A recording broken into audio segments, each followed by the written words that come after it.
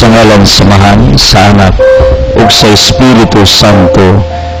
Amen. Father Almighty, we praise you, we glorify your name for this another wonderful day. I ask pardon, apology, forgiveness. I pray, Father, for our church authorities, our benefactors, donors, supporters, the people who are working behind this ministry. Pilo-pilo magrasyag panalangin, ibu-bu mo ngadto kadila amahan. I pray, Father, for our government officials, guide them. As I pray, Father, for San Miguel Cable Network, Radio Hagna, DTV Cable, Radio Ubay, Bol Cable TV Valencia, and our ongoing expansions, our management with Boss John Daniel and the Board of Directors, with Boss Ligaya and their businesses, with the Chidi Caligan Foundation Incorporated. I pray, Father, for our diverse ministries in radio, TV, newspapers, internet, magazine, book, DVD, our advocacy to the less fortunate, advocacy to our environment, our advocacy for the progress and prosperity of all your children on this earth. Father, please bless Altia Bay Center, my loved ones, Alma and Tia. Protect them, heal them, and the rest of my family members. Bless the Voices of Love community.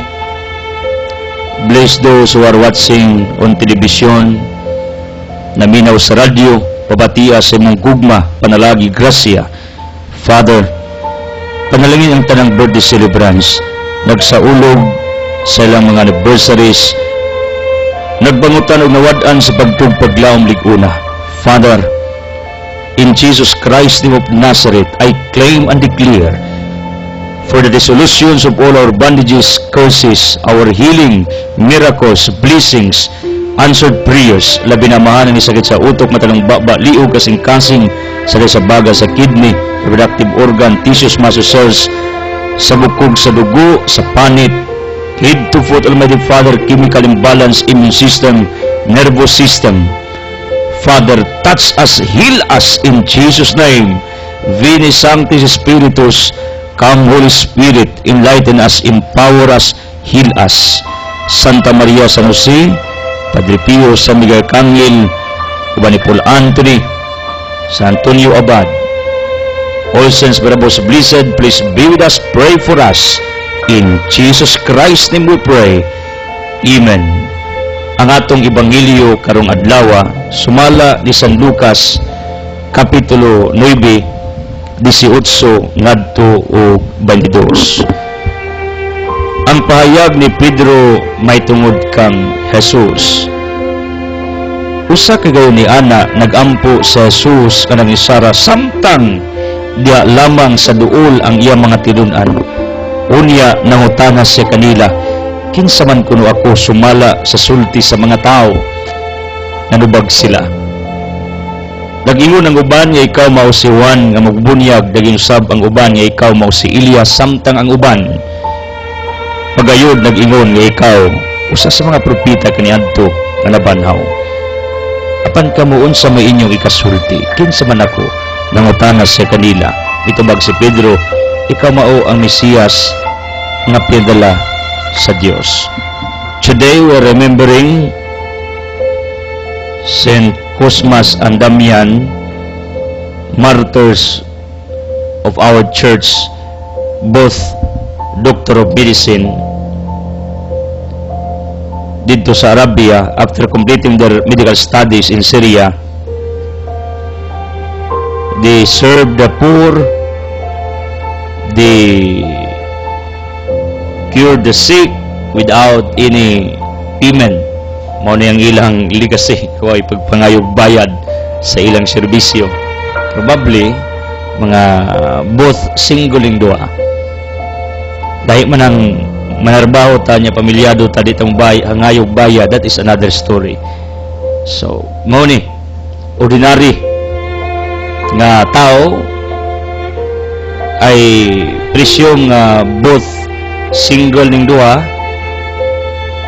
then twin brothers na himong mga doctor of medicine nagserbisyo dito sa Arabia, way bayad. when Emperor Diocletian heard this, ilang gilutos ang duha. Tungod silang kaayo, ang mga pagano were converted, pagans were converted into Christianity ngadtong 2nd century. That's why Emperor Diocletian got angry to these twin brothers and they were beheaded. Legacy, ang ilang matinud-anon nga serbisyo pagpangalagad attracted the pagans to embrace Catholicism, to embrace Christianity, to believe in the living God. Kaysa duha ka twin brothers, si Cosmas ug Damian, nakita nila nga may lakra ang atong Ginoo sa ilang pagkatao. And this is our individual calling, that we will become the bearer of God on this earth, that because of us, individual of us, mulakra unta ang Ginoo sa atong dastag sa kapagkatao. Saint Cosmas and Damian, please tabangi mi nga mahimo ming faithful sa unsay among trabaho ning kalibutana, di tungod sa kwarta kundi tungod sa gugma. Tabing ampo for our healing, miracles, blessings, prosperity, in Jesus' name, Amen. Thank you for your loyalty and support. Thank you for connecting to our ministry. Pagpalain kayo. If you are blessed and touched, then pray and support us through your financial supports. Grab your order sa atong different episodes through DVD, and please grab your order our new book, 25 Inspirational Insights to Make Your Soul Incredible. Napa ko sa season sa pag-promote nining akong libro, and hopefully in the near days to come ako ning mapud-apud kadinyo. Please, for your different appointments with me, clarifications, concerns, prayer intentions, call or text 0918-714-8435. Our latest givers, thank you to Tay Cruz, Ana Inday School. Pagpalain kayo ng may kapal sa inyong pagsuporta sa atong negosyo, and also sa atong ministeryo kining magtiayon from Bunaya, Gindulman. Nag-assist nato sa itong mga panginahanglan. Pagpalain. Thank you so much. Uban siyang tibok banay. Thank you also to an ice cream ni Brad Arnold and Ma'am Russell Naldusa sa Kamagtutudlos Garcia. Doon na sa negosyo. Malipay ko makadungog kung na negosyo ang tao. Kay nagpakita ni og kakugi. Thank you so much. Turalba Sisters, Iren Agna, kay Judith Bagatsulon of Anda, and the rest of our givers, whoever you are, pagpalain kayo ng may kapal. Thank you, Brinmil Aguilar, for always supporting us sa akong mga gikinanglan with Inang Irene. Pagpalain. Nasa imo sawang the prayers to Agaw Chupi, mga Castrudis, mga Flores, mga Hormatchilos, mga Buddhists of Ubay, and the people of Ubay. Somebody told me kang atong programa tinaw sa public market of Ubay, and our ongoing expansions going to Dimya, Ulila, people of Valencia, Bohol. Pagpalain kayo for always joining us in our different episodes dining atong programa. Crisons, Dongmins, atong business partner Midli Bitangkor, ang iyang Avon Natasha Products are available at Altia Business Center. I would like to clarify, ang Altia Business Center nag-display mga items sa atong gamay negosyo usa tas pinaka low og presyo. Try mao nang akong gi-practice ijawat ang masa kamo makapalit man lang og pila ka item sa atong Altia Business Center, religious items, groceries, natay pure tablia, haplas na Dida Escobilia, atong business partner, uban sang anak, akong legal counsel, Attorney Esther Escobilia, with Attorney Pruni Madrona.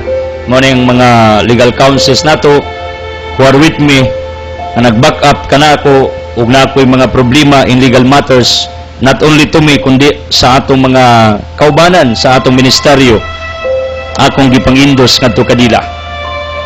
And also to my professor before, Attorney Nelson Anyula in Gindulman, yung mga banay, mga kapamilya, ako sa ning mga kadugo, sa mga Bernadas diya sa Trinidad, kumusta? Tay Didong na Bibing Birasor, I remember you, pagpalain, Inching, Tay Limon, pagpalain, uban sa Libok Banay, uban na Luz sa Pipista, kining pamilyas mga asibis here, near in our studio, kining usas pinakahabog nga balay dire, pag nasa occasions, di gina sila malipay pag di nila makita ng akong dagway, ingana ko nila kapinangga. Thank you so much sa mga pamilya. Directionist, thank you, Romsey Grigords, for allowing this broadcast to be heard in your business arena. Pagpalain Mukoy Ubayb Kagampang, pagpalain igagaw mo dining Sister Hilda Kagampang. Thank you so much.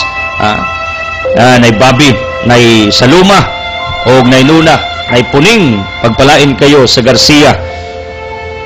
Kumaring Narsing Galbo, thank you so much for your kindness to us. Uban sang igsuon sa ubay, mga Oklarit o Gamisula.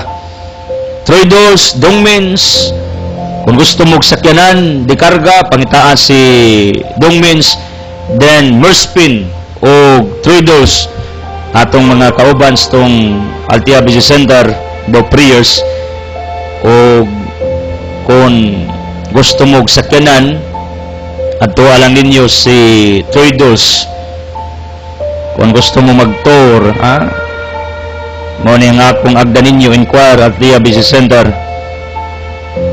Sa tanang mga nagampo, sa tanang mga nagsuporta, thank you. Then I would like to express my condolence sa pamilya sa mga Galientes, sa Hunya, ug Bilyas sa kamatayon sa usa sa atong mga igsoon sa atong ministeryo. In fact, before si died, nagtabang sa dinato, Idna Bilyas, ni panaw na, ang iyang pamilya, diehard sa atong ministeryo, loyal, pero ako silang giingnan, gihimo na ninyo ang tanan. We are praying to our living God already, apan gikuwas Ginoo, it means nairason ang Ginoo.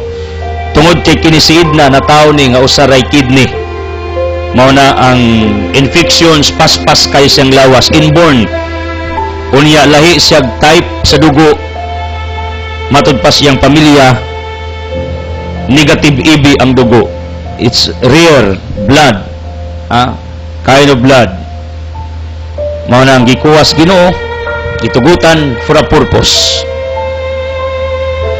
Mao na ang pamilya ni Idna, kauban ko ninyo sa inyong mga pagbangutan dining takna in behalf of my ministry. Among gitunol, akong gitunol ang akong krising-kasing pasubo. By the way, Hagna is preparing for our annual fiesta in honor of God through St. Michael the Archangel. Ang Ginoo magid may atong gipasidunggan niya, atong gipagi ni Senior San Miguel Arcangel. I would like to clarify. Akong pagtimbaya sa atong mga kaparian sa Hagna, Monsignor Orencio de Hubak, akong tatay-tatay sa pagtuo, tungigala, Monsignor Ignacio Reyes, and Father Lumakang and Father Budes. Mani mga pari here in Hagna, please support our ongoing preparation. And you know what? I am touched because wherever I go, pag nagalunubi na mas, juta na ginamanambong. Pero, neighboring towns, look at what happened to this chosen town, Hagna. Subuwak ng mga tao every afternoon during the preparation sa Novena Mass. It's amazing. Ug di ko matingala, this is the reason why God puts me here in this holy town, because kining atong lungsod is chosen by God in order that ang iyang ebanghelyo will start here and delivered to the whole world. And this is now happening. This is now fulfilling little by little. Gikan sa hagna ang ebanghelyo nga atong giwali niabot sa mga dagkong probinsya, dagkong syudad, through satellite, internet, newspapers, radio, and television. It's amazing. Ngunang keep up the good work, people of Hagda. Yuta ni sa akong katigulangan, because I came here by blood from my ancestors. Mo niyang akong nakita. Mo nang please do prayers for our preparation. And again, may the blessings of the Almighty Father tanang nagsuporta, nagpatingog og radyo, TV, wherever you are right now, pagpalain kayo. Speaking of our gospel, nagisgot ni may tungod ni Kristo one time na nagampo, na nagdusara in solitude, in a quiet atmosphere, in a quiet arena. According sa St. Jerome Biblical Commentary in the Gospel of Luke, page 141, mo ni ang moment ni Kristo na hapit na siya sakiton o gilansang sa krus didto sa bukid sa Kalbaryo. Before that day came, Jesus prayed in a quiet place, in a quiet atmosphere. Ngano, according to many biblical scholars, tungod kay si Kristo mibati o frustrations, depressions, kabalaka, kahadlok. In fact, in Matthew chapter 24, sa tanaman sa Getsemani, mayon si Kristo, Father, kung mahimo kuha kaning kupa means sufferings, upon not my will be done but your will. Usa kini ka imahin in the life of Jesus Christ sa iyang agony of Jesus Christ dito sa tanamas Getsemani. In fact, he cried, ug matud pa, dugo may miambak sa iyang mga mata. Usa kadto ka timaan, unsa ka sakit, unsa ka pait, unsa ka hadlok, because Jesus was also human being like us, except sin. Way labot sa sala, way labot sa pagpakasala, except sinning. Hebrew 4:15, Jesus was tempted many times, but wa sa matintal. He was not tempted. Matthew 4:1-10, Satan came to Jesus Christ and tempted him, but Jesus refused nining tanang tentasyon sa iyang kinabuhi. Pero speaking sa iyang humanity, Jesus is like us. Pareha nato, excluding sinning, excluding sins, excluding weaknesses. Pero if we talk about emotions, feelings, nas Kristo. Bating sa kadlok, kabalaka, kaguol, nining ebanghelyo, guol siya. Mauniging biblical scholars, this is not my opinion, people of the living God. Matunagampo siya. And this is what I feel. Sometimes, if I am in emotional crisis, psychological crisis, if I'm not feeling well, if not feeling good, you know what? What I am doing, I submit myself to my secret place. You know what is secret place? According to Mike Murdock, a great writer and evangelist in America, this is a place to keep quiet and to talk to the living God alone. You know what? Honestly, I am very much privileged because God gives me 2 mountains. We have our pre-mountain in Gidulman, nga every month we're coming there sa kami dito kay magampo with my few chosen ministry members. And you know what? Every now and then, I am going to our rest house in Alicia at the top of the mountain. We built a little house for my family, tulura man sa mi kabuok, akong anak si Tia o si Alma. Then, you know what? Di lang kining dapita sa pagpaulay, dinita nag-farming, kayang ubos aning muto, akong gidibilo pinahinay, itamnag fruit trees, mga crops, karon ongoing ang atong pag-farming. Pero you know what? I know God has a purpose for allowing me to have this farm, to have this rest house, where we put it at the top of our mountain, at the back of our original house, sa akong ginikanan na ami diha uban, diha ko dimug susubos, ginagama ko rest house sa ibabaw sa Alicia. Ngano?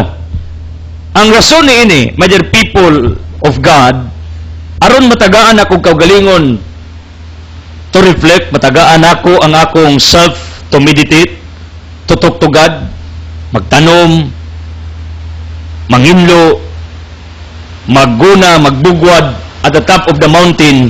I use it to reflect, to pray. In fact, natay gamay nga prayer garden ni ining maong farm at the top of the mountain. Overlooking, kita ang palibot. Ngano ka nga gihatagan ko sa Ginoo og dapit? Tungod kay musugot mog sa dili, isip usa ka alagad sa Ginoo. There will be times in my life that I am frustrated, depressed. Nag-alcohol do, sa designs Ginoo di gina mao, dapat may tabo sa matag tao. Pero because we are human beings, easily affected by our society, by our environment, by our atmosphere nga naa sa atong palibot, by the people around us, dali kay tang apektado, kay humok ang atong kasing-kasing. Mao nang there will be times nung kinabuhi nga mag-uol, mabalaka, malisang. I know this is the reason of the living God. Why? He gives me two mountains where I can pray, meditate, talk to Him privately. And it's amazing. Ang akong na-realize, ang akong nakita sa panahon nga na ako niining duha ka mga muto, mountains. You know what happened to me? I am getting stronger. I receive different revelations from the living God. I receive different insights. I receive different teachings. Everything is clear in my heart, in my mind, what to deliver to you every day. Because I made a research, you know what? Speaking of our gospel every day, talking about our gospel, presenting our gospel is a rare privilege given to few people, so to speak, nga gitagaan o kagyunan nga magwali kada adlaw. What is the reason nganong dili kada adlaw ang uban nga magwali sa gospel? Tungod sa finances, dako man ni kayo gasto basta mass media. This is true. Gawa sa mga pari kay kada adlaw obliged man silang magsaulog sa misa, nya obliged sing magwali. Pero sa atong level, isip mga lay, labi na sa Katoliko, privilege kayo ta for having this daily broadcast, for having this daily episode. Kay ato ni na-sustain for 7 years. Ngano, usas pinakadako gastong ministeryo, mass media, radio, TV, newspapers, internet, magazine, and many more nga using modern technologies in this modern generation. Kay mga tao ron di na maapas og house to house. I need to speak to all of you using modern technology. I know God puts me here for a reason. Ang kabalong Ginoo along the road of my journey. And you know what? It is happening. I was frustrated. I cried because I received different criticisms, oppositions, persecutions, mga injustices sa akong life, mga indifferent people around me, wrong people, nga niabot sa akong kinabuhi. That's why I felt these frustrations before. Sometimes in my present life. Mao day ang rason sa Ginoo gibutangan ko niyag mga muto where I can stay alone, where I can stay in quiet solitude, in quiet atmosphere, in quiet environment. Ngano aron maka-focus ko sa iya. And I know you can relate to me what I am talking, di ba? Ug nag-uul ka asa ka magtago sa kwarto. Pag nag-uol ka, where do you go? Adto ka sa adoration chapel, adto ka sa simbahan. Adto mo pour out ang tanan nimo ginanakit sa Ginoo sa imong kapalaran. You're crying, or you're blaming, complaining to God. Please do not do it. Kaya di ka exempted in that kind of life, in that kind of circumstances. Kay bisan si Kristo mismo, in our gospel, gaampo, ngano? Puno siya kaguol, kabalaka. Puno siya sa sakit, agony, pain, kasing-kasing. Ingong mga biblical scholars, this is not mine. I am just relating what they are writing, what they said according to their opinions. I can relate to the life of Christ tungod kay mao sa ni akong gibati. Sa akong pagwali, pagsangyaw, I receive oppositions instead approval. I receive criticism instead affirmation. Anyway, there are people who are affirming that what I'm doing is good. You know what? It boosts me. It inspires me. Pero, di man sa di kalikay nga na mga tao nga, wa gid may mots tong gibuhat. Di sila approve. Pero, unjust criticisms is a disguise. Because this person is complimenting to you. Unjust criticism is a disguised compliments. This is true. Pag i-criticize ka sa ilawom sa kaladman, they are appreciating you. This is in psychology. You know what? Now, si Kristo gaampo alone diya sa usa ka quiet atmosphere tungod kay iyang gihinaw na giriplikan if he can survive nining makalilisan niyang kasakitan pagpasan sa cross for our salvation going to the Mount of Calvary. Munang gampo siya, guys, sulit siyang kagulingon.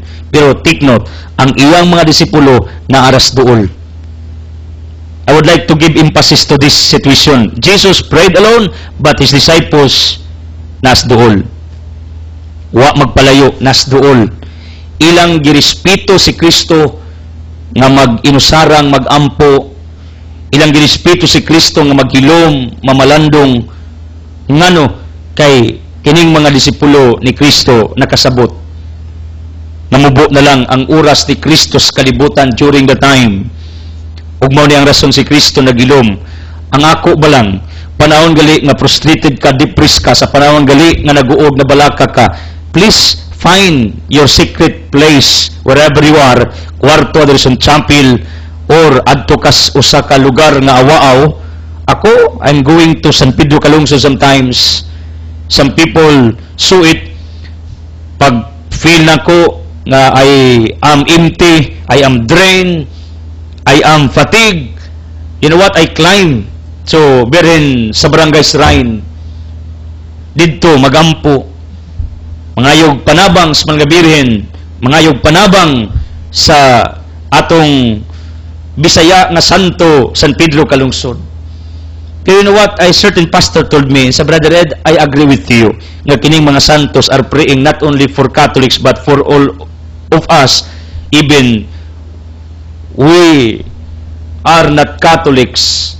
Bisan kami nga mga laig reliyon. I heard that from a certain pastor. Inko, yes pastor, akong higala, tama ka. Ang ila lang, di lang sila mo ampo, kaya ilang una-una, ang santo, ilang trabaho, magampo man, bisag dili hangyoon. I agree with that. Pero as human as we are, gusto man kitang mo hangyo, gusto man kitang mangayog panabang. Although ang trabaho santo, tigampo na to, pero gusto man kitang mo hangyo. And there's no wrong with that. It's our nature.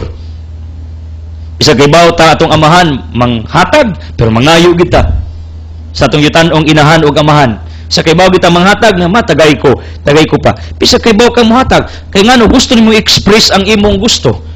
Pero nature na sa amag inang manghatag sa anak. Pero ngano mangayong anak kay nature sa anak usab ato nang naturalisa nga mohangyo. This is it. Ako sometimes pag drain ko, fatigue, ari ko sa bukid, ari ko San Pedro, ari ko birin sa barangay, adto ko sa Pre-Mountain, adto ko sa Altia Farm, adto ko ibabos mo to magampo, magilom. I don't want to talk to anyone, only my wife, except my wife, to my daughter. Kay exclusive ang dapit. Kabalo mo, sa panahon nga down ko, pag maginusara, ma-feel na ko ang strength. And I know, kanang kusog strength nga akong nagin, di nagi ka sa kuha. Because Psalm 28, verse 7 to 8, mingon si David, ang Ginoo may akong kusog. Sa panahon nga magilom ko and talking to God privately, directly, in the secret places, adto ko. Gitawag ng secret places tungod kay dapit ni diin ka magampos Ginoo ikaw ra. Where you will make your own battle in your mind, in your heart, in your soul, in your spirit. Pag ikaw rang usa, there is also battle. There is also a battle, a war. Imong kasing-kasing utok. And I know, you can win your own battle pag ang Ginoo mo intervene sa imong kinabuhi. And you know what? It is possible. Kung sa panahon nga depressed ka, sa panahon nga luya ka, sa panahon nga nahadlo ka, mag-inusara ka. Some people, matug misa, ang uban matug prayer meetings, ang uban mag-ampo, mag-worship, panahog luya na. There's no problem with that. Pero si Kristo, you know what? Sa diya nga nibati siya frustrations, nibati siya kaguol, naginusara siya. Nagampo samahan. Kaya yung pagampo is connected sa Matthew 26, kadto nagampo siya didto sa Tanamas, Gitsemani. Nahadlok, naguol, nabalaka. And you know what? Because this was the feelings, emotions of Jesus Christ, mao ni ang akong gituan. It is not hard, it is not difficult for Jesus Christ to understand you, people. Kung naguol ka, nabalaka ka, gisakitan ka, nagantos ka, nahadlok ka, di siya kuratan nimo. Ngano? Kasuway man siya, ingana iyang gibati when he was a human being like us on this earth. Mao ning rason why Jesus was born to experience human life according sa teolohiya. Suwayan niya unsay kinabuhing tao, unsay kinabuhi nga sama nato. Bati sa kagol, kabala, kagkadlog, itintal siya, pero sa matintal, unlike us nga, tintalon, paspas kayo mo gibin, o di mo tamo gibin, kita pa'y manintal.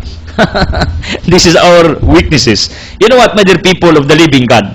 Listen to me. Si Kristo, di listan mo sabot nimo kung naguol ka na balaka, pero actually, dili lagi gustong Ginoong mag-uo mabalaka ka, kaya di na mo yung design nimo, gustong happy ka, peaceful ka, pero tao man ta, mabati kita, anak. Morning nindot ni Kristo. Iyang gisuwayan nga sama nato, may sama nato, mahimong tao, parang di sa listan pagsabot nimo. Mao na karon kung naguol ka, nabalaka ka, nagantos ka, daghan kag frustrations kinabuhi, do not worry. Why? Jesus understands you. Why? He experienced also the same like you. Unsa itong gibati ng Kristo. Mo nang di sa lisdan pagsabot nimo, gisakitan, si Kristo, naguol, nabalaka, nagantos, kasabot siya, gitintal siya, pero man siya matintal, kasabot siya tintalon tanga, siya ligon, kitahuyang, maunang, without Him, we are nothing, John 15:5, maunang, we need God in order that we can resist devil, Santiago 4:7, sukling yawa, mudagan siya. Wali si Kristo, gaampo, tungod siyang kaguol, kabalaka, siyang coming crucifixion on the cross. There are times of our individual life that we are experiencing the same. Naguol ka, kay kwarta, nagkakag-utang, nagkakag-problema, imong balay, embargohonon ba? Dagan kag-giutangan, imo nang gilon, tanan, naguol ta. Pero, tambag ako ninyo. So, simple gid kayong message nako karon. Ayong kagul. Si Kristo sa Ebanghelyo, gaampo na, ginusara, kinaguol na, nabalaka na, sa iyang coming crucifixion. Walang akong point in your sentiments in life, in your trials in life, in your problems in life, do not worry. Why? Si Kristo nakasabot ninyo kay kasuway siya. Kay bawo sa nimo. Mo nang try to connect to Him. Ngano? He knows you. He understands you. He sees you right now wherever you are. Kita siya sa imo karong kaimtang. Kita siya sa imong gibati. Kita siya sa imong pains. Kita siya sa imong agunay. Ngano, iyan ang gibati. Mo na nag-ampo siyang nagusara. Ingon ang mga biblical scholars. And I agree with that. Proof, listen to me, ang presensya sa iyang mga disipulo nga naa siya dool nila.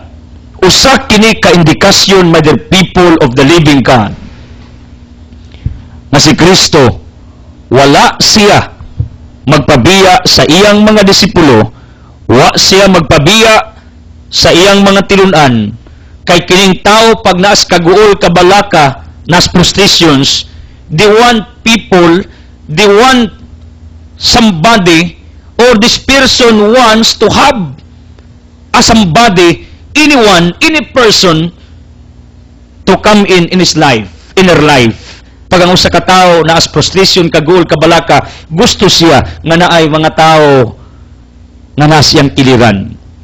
Kaya bitong himatyon, gusto man nagnaitapad pirmi, tapari ko be. Himatyon bitaw ko, ay nagkaguol. Ang asawa ba, mingon.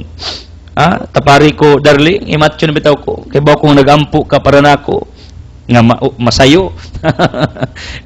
Uli nga akong analysis pa, na ang tao, nining kinabuhi mother people, pag naglibation, maguol, mabalaka, pag frustrated, pag moabot gali ang puwensiyang kinabuhi, nga wa na'y gana ang tanan, mangita na siyang taong kasandigan, mangita na siyang taong ayang kaduulan, mangita na siyang tao ngayang ikauban, bisag di magistulti, di magistorya. In fact, this is what I learned, kung usa ka counselor, it is not necessarily nga sige kag sulti nga mao itambag. Kay dili silang panahon ang tao nang inanglag sultian. Dili silang panahon ang tao kinanglan imong walihan, sangyawan sa unsay iyang pinagdaanan sa kinabuhi. Ang iyang gusto nasay kasumbungan, period. Nasay kasultian sa iyang sentiments in life, sa nanakit, sa iyang gipasan sa kinabuhi. That is enough for this person. Manang ako, nagbantay ko, kay sometimes, mas dagan ko gisulti kumpara sa gisulti sa mong tao. Manang, I change the way I handle these different people around me. In fact, this morning, prior to my broadcast here in the studio, somebody came to my office, kaya nasa'y tuyo, ang yang tuyo, paampo lang. Wala ko gisulting dagan. Kaya na may mga tao, nga nunid imong tambagan, sultian, kaya ang ilang gusto, makitaan ka lang, maampuan ka, mapreobiran, gusto sila nga naslay kasumbungan, si Kristo. Mo yang gibuhat. Yung sa mga disipulo, ayaw mo palayo na ako, der mo skilid, pasagdi ko ni mag-ampo, der ko raw sa. Kay murag, feel na kung hapit nang gikuilansang. This is our normal reaction sa panahon nga frustrated ta depressed ta. We want people to be with. We want people to join us. We want people where atong ika-pour out, whom we can pour out all our sentiments in life. We want people nga naa nato sa tong kiliran, kasandigan. Kabalo mo, some of my ministry members are experiencing different troubles, problems sa lang individual life. Instead maluya ko, isip ilang mga isip ilang alagad, isip ilang magtutudlo. Anay no, kung ilan ang gibati, kibaw ko, most of you, grabe mga sentiments, bisan kinsa mo na may mga problema pagsuway. I reflect last night, while driving, going here in Agna, because I came from our farm, nakapamalandong ko gagabi. This is a good avenue, an opportunity for me to find solutions, to find opportunities, to find and reflect teachings, how I can boost these ministry members in my life or you people nga down, problemado, dagag mga pagsuway sa kinabuhi. I heard na matyan, may problema sa kaminyoon, may problema sa pamilya, may problema sa kwarta, may problema sa bisan unsa. You know what? Before, affected ko. Pero recently, God told me, revealed to me, Edsel, di ka dapat apektado. There's no wrong, mubati kag piti, kaluoy nila. Pero, I am challenging you, Edsel, this is what I receive in my heart.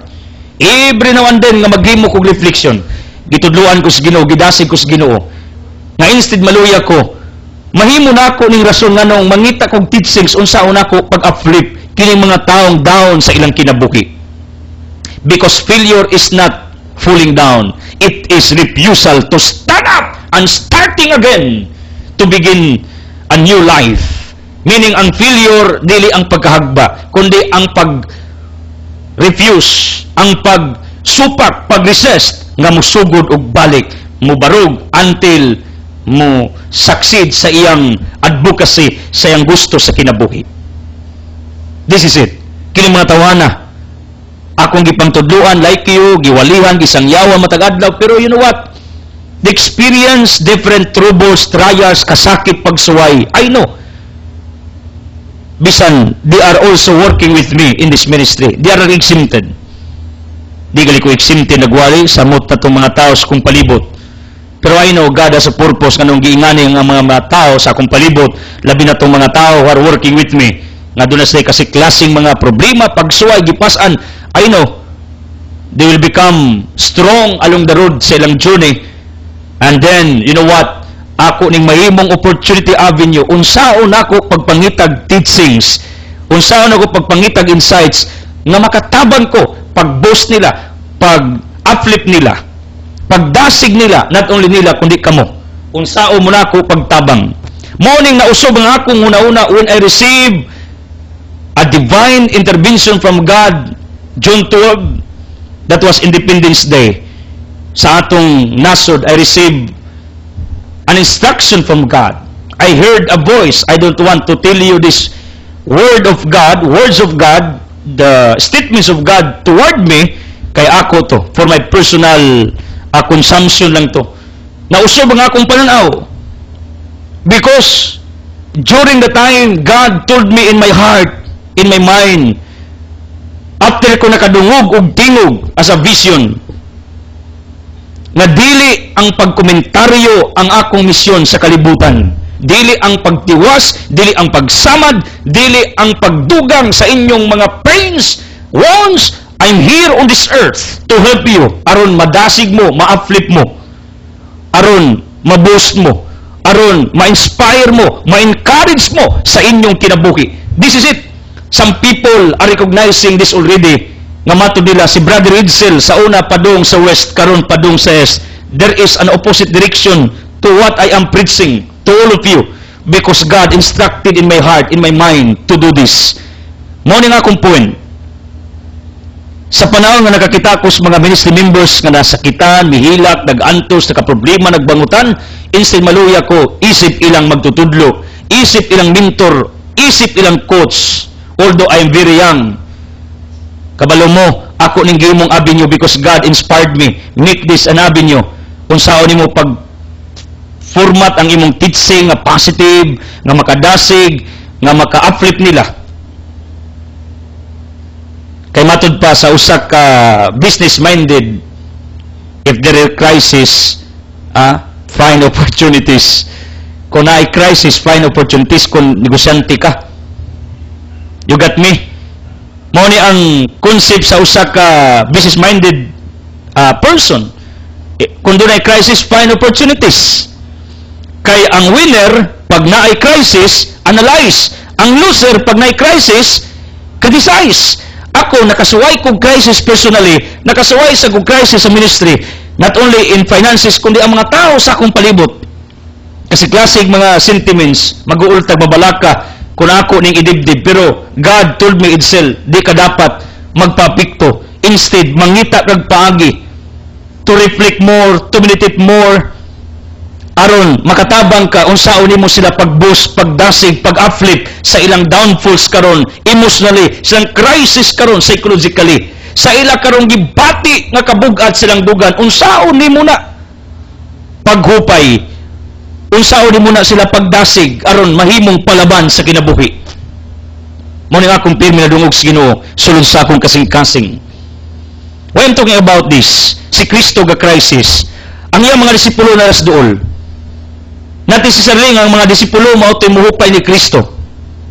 Kundi ang gustong Kristo, presensya lamang sa mga disipulo mo iyang gikinanglan at a time nga nasay katambayayong, naay mga tao siyang palibot, kalingian, kaismailan, kung muhilak siya, naasay kahilakan, ay makakita na siya gisakitan. Ngano, ang paminaw ana ni Kristo imong mabibigkas scholars aron mawawan, mugaan ang iyang gipas-an nga kabugat. In fact, John 19:25, dito sa krus, nigaan ang iyang gibati, ngano, didtong mahal nga birhen, tapat niya. Samtang nagtinga siya, ang presensya sa inahan, enough, nga mubos sa kasing-kasing ni Jesus Christ, sa iyang pain sa naguni, nga iyang gianto sa krus. Kay mo ni epekto sa tao. Ang tao makadasig sa tao, pero usay po ang tao makatiwas sa tao. Mo nang be careful sa imong existence sa kalibutan, kay duna kay duha ka impacts, positive impact or negative impact. You can cheer up a certain person, you can boost this person, or you can discourage this person to move forward. It's up to you. Unsang matanga ka sa pagkatao, ikaw ang taong gipangitas Ginoo. Kuna kas usa ka tawo, ang tao madasig, mudako, kay ikaw migamay. Ingon si Juan, John 3, ako muusos, si Kristo may mudako. Si Juan ang taong example niini nga si Kristo yang gituboy kay siya kay bao nga muusos kay hapit na ang iyang kamatayon. Pero kung ikaw mao'y dako ang tao nga nas imong kilid migamay samot, then dili ikaw ang tao nga dapat pangitaon sa mga taong nagbangutan ug nagantos. Mo nang pirming akong gipamlandungan kun sa adlaw-adlaw na akong pagigimama sa kasiklasing mga tao sa katilingban, ako ba kaning gibus ilang energy, ilang attitudes, ilang characters, ang ilang kasing-kasing, ilang una-una, ako ba nang gi-uplift ba nga mahimong palaban, mahimong persevering, mahimong madasigon, ako ginigibantayan.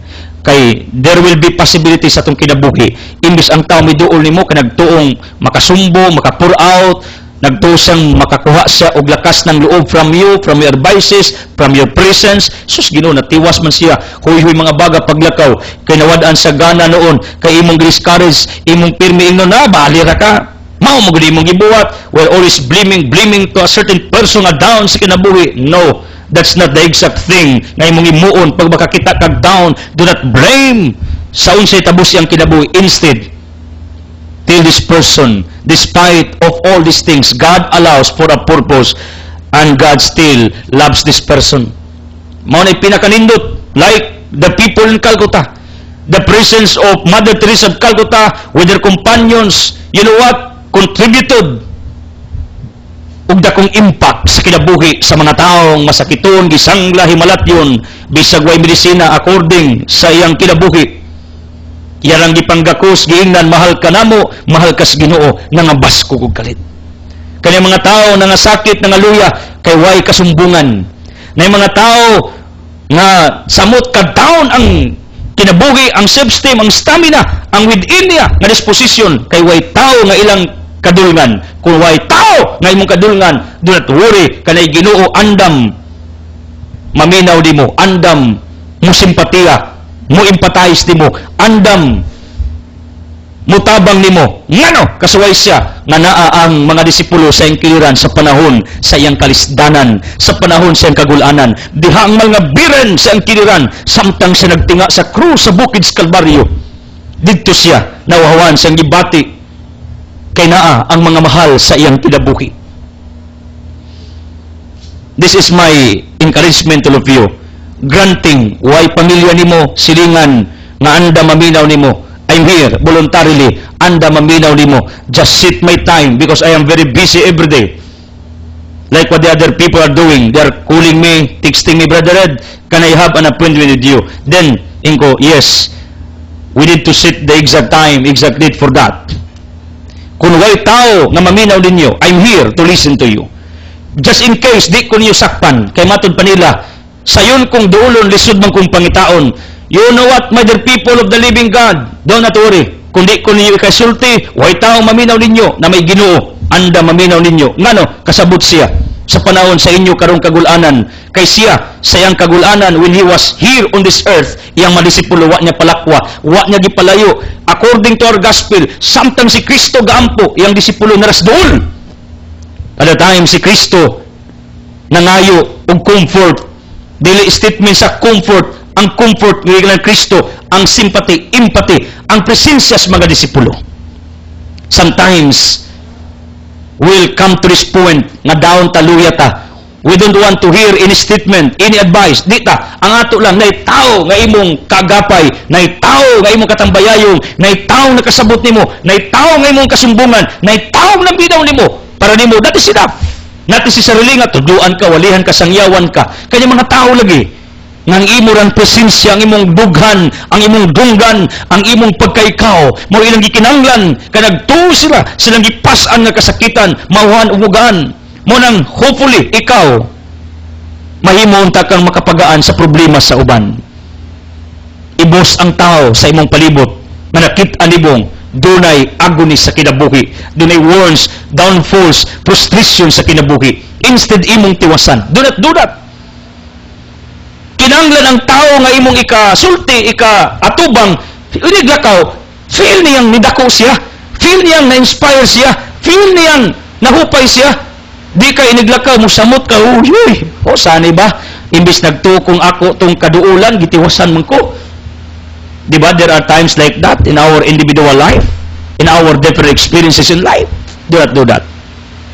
My dear people of the living God, when Jesus asked His disciples, kinsa man ako, sumala sa mga tao. Yung ang uban, Jesus Christ, ikaw si Elias, Jeremias, propeta nga nabanaw. Then si Kristo mingon, kamo akong mga disipulo, dugay matang kuyog, 3 years na, kinsa ko.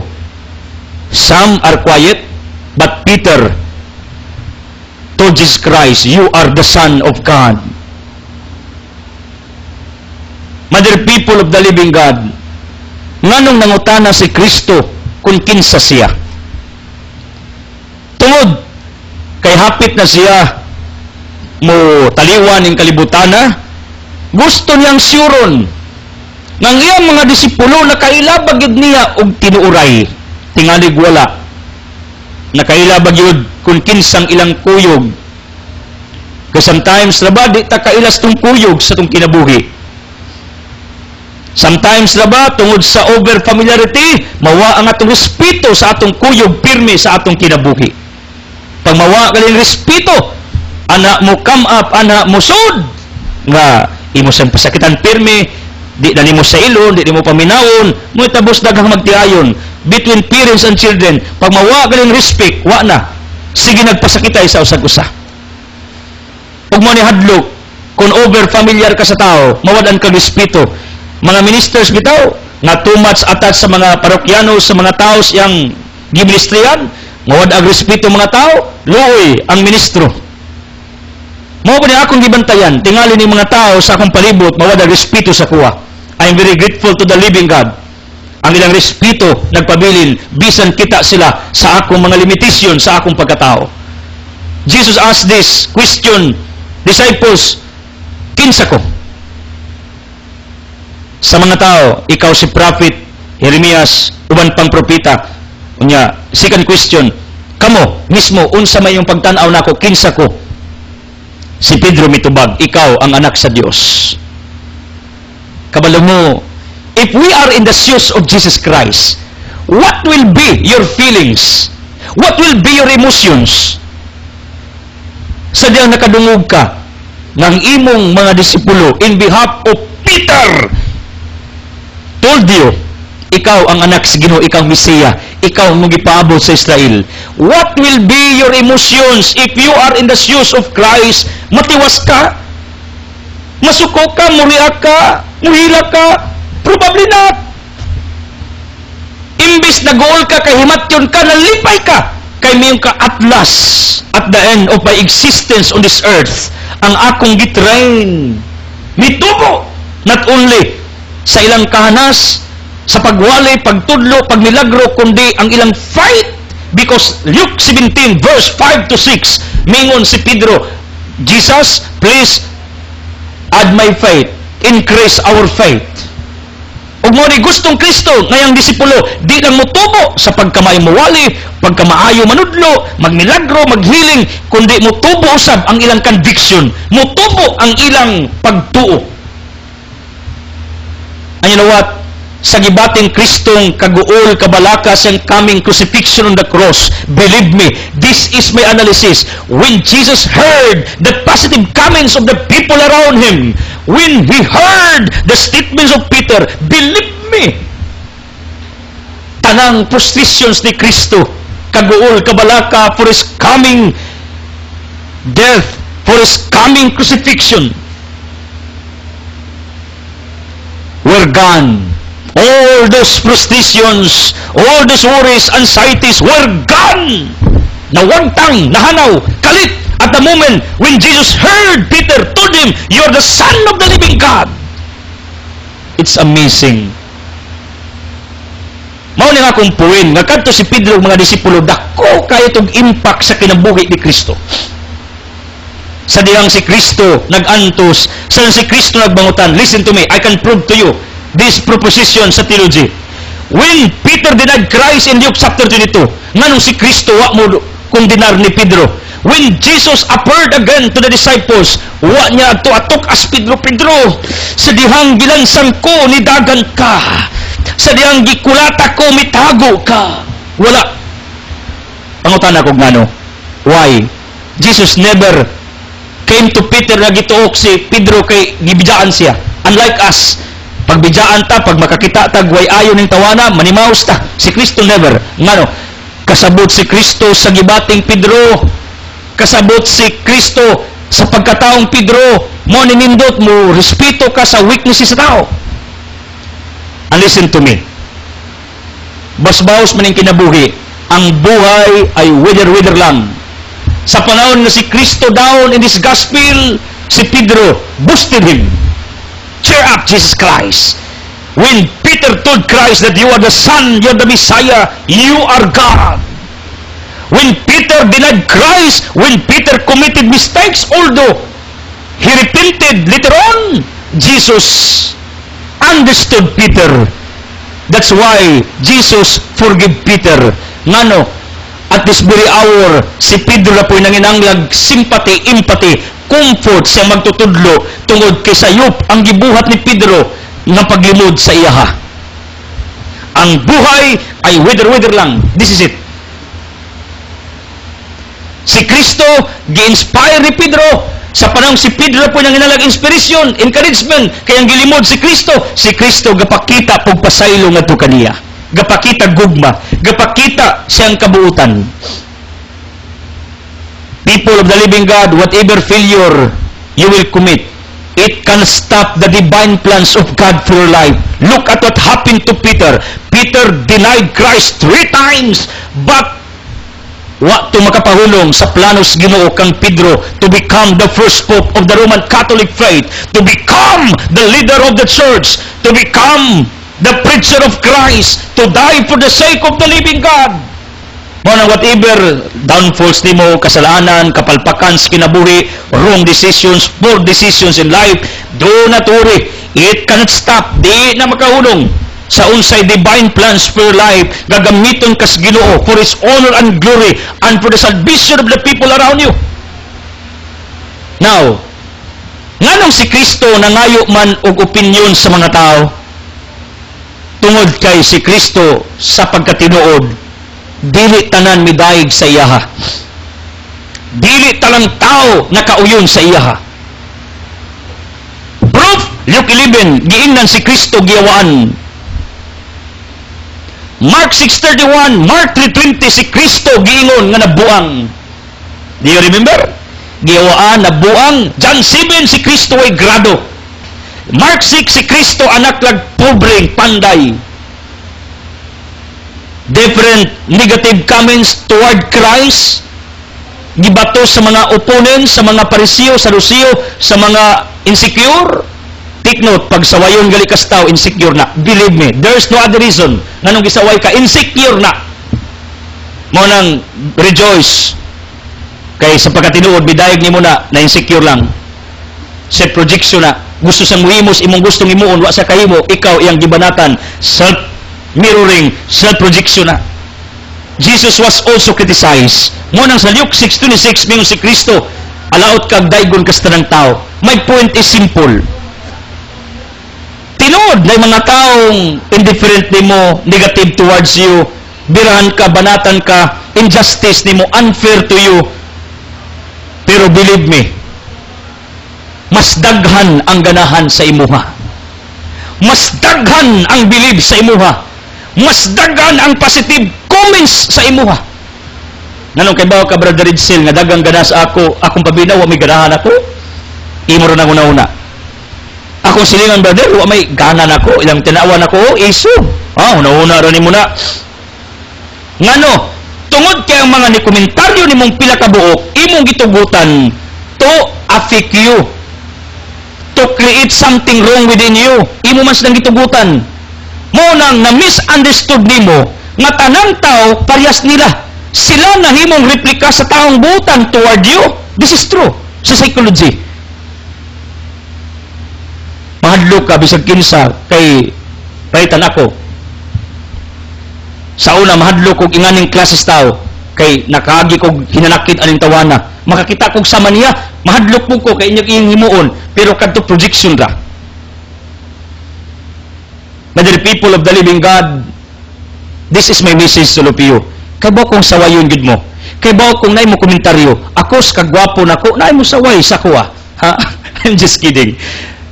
Sa bisan unsang maayo kung ibuhat na mo saway. Di ko perfect. Lapaw kung Kristo wa nimo saway sa ako, saway gyud islang Kristo. Kaniadto ako pa. Pero somebody told me sa Brother Ed, ako maging gisurvey Brother Ed. Ako man gyud gipaningkamutan nga mangutana sa mga tawo sa palibot. Ako man gyud gipaningkamutan nga mangita og opinion sa mga tao about you. Pero bisag asa ko pa dong. Wa mo ko kadungog og naay may react ng komentaryo nimo, pero before kadungog ko og naay pipila ni komentaryo sa imo. Unsay tabo? He changed his perspective in life. He changed his views. He changed his mindset. He's now, and they are now, following with me in this ministry. Kaya sa una-una nako tanang tao nakikontra nako. Tanang tao may comments nako, tanang tao di ganahan nako, tanang tao di maminaw. Niabot ko sa point kay nga nang akong nauna. Mao nang kay buong masiro mo, kamong mga kauban ako sa ministeryo, kadungog ba mong chismis about me? Kadungog ba mong istorya about me? Normal na nga mangutana ka because I experience also the same. Mingon tong ako mga tao sa palibot, wa na brother, ang ilang gusto kanus ata magsugod og balik in our public ministry, kanus ata magtigong pagbalik. I told them, just pray. Sige pangutana sa mga suod nako, kadungog pa mong chismis, miwa na. Pero you know what, dugay kong ka-recover ni. Ang negative comment sa pipila, akong nabitbit sa akong kinabuhi for how many years. Nagtuko tanang tao, di ganahan ako. Nagtuko tanang tao kontra nako. Nagtuko tanang tao traidor. Nagtuko tanang tao way pakialam sa akong existence. It is only my mind. I am just what we call mistaken sa akong panglantaw, sa akong kagalingon. Satan lied me or Satan told me lies sa akong kasing-kasing na Edsel, tanang tao di ganahan nimo, tanang tao nakikontra nimo, di na sila maminaw nimo. Ang ilang pananaw nimo sa una nga issues daghan, balik gyapon na karon. I heard that voice in my mind from the voice of Satan. Pero when I understood nga di tanang tao kontra nimo, believe me, og naa may di ganahan nimo, pipila lang gyud na. Believe me, tanang tao majority ganahan nimo. Tanang tao na lipay nga natao ka. Tanang tao majority ganahan nga naa ka. Ug kung paminaw nimo, way taong ganahan nimo, way na-appreciate nimo, I know God is very proud who you are. Is very proud kung kinsa ka. He is very proud that you are His beloved child on this earth. Kung tanaw ni mo, way proud di mo, way ganahan ni mo, do not worry, naiginaw, proud di mo. Pero, si Kristo na nanaway, pero dagan gimingon, ikaw si Prophet Jeremiah, Elias, imong mga disipulo, ikaw si Kristo, Mesiyas. Kabalo mo, tungod sa mas dagan ang nakadungog si Kristo positive toward Him, tanang negative in the past, wa na to. People, absorb the permission of the people. I heard this, I learned this sa youth encounter. Na halos tanang tao rejected. Pero iya ra gid ang feeling nga rejected siya. Kaya na mga taong buutan nimo bisag pag-unsa ka kabidya og dagway, porma, postura, bisag unsa ka kapobre, bisag unsa imong grado, bisag kinsa ka, nagi mga taong ganahan nimo. Design na nas Ginoo nga mga taong ganahan nimo. Pero di ka kalimod sa kinabuhi nga na pwede ganahan nimo. Pero ang akong gingon, mas gamay rin ang di ganahan, mas daghan ang ganahan nimo. Labaw na, kay apil ang Ginoong ganahan nimo. Manay kagol. And my final statement, you know what? Ang unsay gisultis mga tao toward you, dili na maoy nakapahimong ikaw. Do not listen to them. The negative people, negative comments, do not listen to them. What they say, dili mao ang nakapahimong ikaw. Listen to God. Kay unsay iyang gisulti kung kinsa ka, mao na ikaw. Og kabalo ko ang Ginoo moingon, you are my beloved child. I am very proud of you. You are born on this earth to become effective, efficient, to become productive, to become fruitful. I am allowing you on this earth to be happy. You are my child. Listen to the words of God. And do not mind what the other people are saying toward you. Instead, listen to God. Kay proud sa kayo nimo. My last statements. What are you looking? What is your sentiments? What is your appreciation toward God? Positive, negative. Sometimes, narabati negative. Pangunas Ginoo. Ginoo is a cruel God, praising God. Pero Pedro, you are the living God. Ang mga disipulo, positive lang pananaw sa Ginoo. I'm here to tell you, please, kung positive imong pananaw sa Ginoo, your life will become positive. Kung negative imong pananaw sa Ginoo, your life will become negative. Kay unsay imong pagtan-aw sa Ginoo, pag-ilas Ginoo, mo reflect na sa imong pagkatao. Believe me, God is a loving God. God is merciful. God is understanding. God is forgiving. Kung naandiha ang imong pananaw sa Ginoo, I know, ang imong kinabuhi, puros gugma, positibo, lami imong panaw. Pero imong pananaw sa Ginoo, cruel, mangtas, punishing God, kusog mo silot, dautan, mupatay, di maayo, ang imong kiksistes kalibutan, mahimo pong way lami. Mo nang change your perspective in life, change your mindset, at ubangas Ginoo, like the disciples o mga tao, positive ilang tanaw ni Kristo, and hopefully, positive ang atong pananaw sa Ginoo. Thank you for watching this broadcast. I don't want to close this broadcast without giving you an opportunity to make Jesus as your healer, Savior, the source of all your miracles and blessings, prosperity in life. People of the living God, believe me, jutar lang di ganahan mo, mas daghang tao ganahan mo, kay apil ang Ginoong ganahan sa imo. Proud sa nimo, mahal ka niya.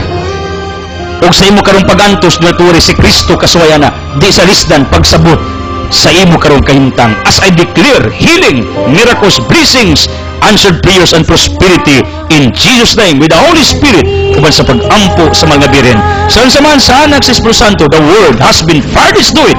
God loves you.